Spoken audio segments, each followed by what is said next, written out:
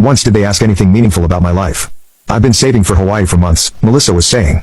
But when you make good money, it's not that hard. She shot me a smug look. That sounds wonderful, I said, pushing my plate away. But I should probably get going. Early meeting tomorrow. Thanks for dinner, Mom. I stood, gathering my purse. Mom walked me to the door while Melissa and Dad remained at the table. It was good to see you, honey, she said, patting my shoulder.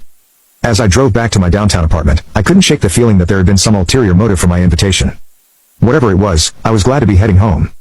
Back in my spacious apartment, I kicked off my shoes and poured myself a proper glass of wine, not the cheap stuff my parents served. Just as I was settling onto my balcony, with a view of the city skyline, my phone pinged. A message from Melissa. Hope you're not too down about your sad little life, sis. Not everyone can be successful, I guess.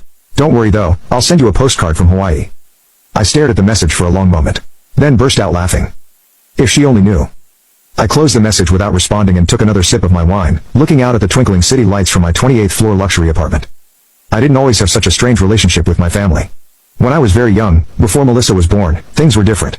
I have faint memories of my dad tossing me in the air, my mom reading bedtime stories. But everything changed when Melissa arrived, when I was 4. She was the perfect baby, rarely cried, always smiling, with these big blue eyes that seemed to enchant everyone who looked at her.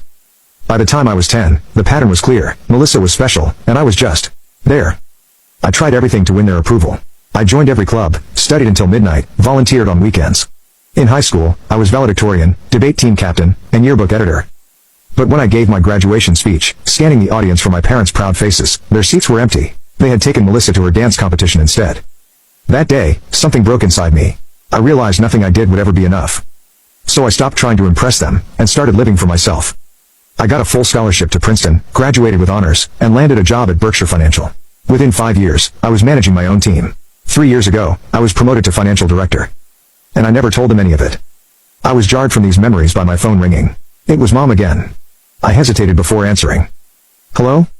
We're having a family gathering next Saturday. Everyone will be there, Aunt Carol, Uncle Jim, your cousins. We'd like you to come. I frowned. What's the occasion? Oh, just a family meeting. There's something special to announce. Her voice was deliberately vague.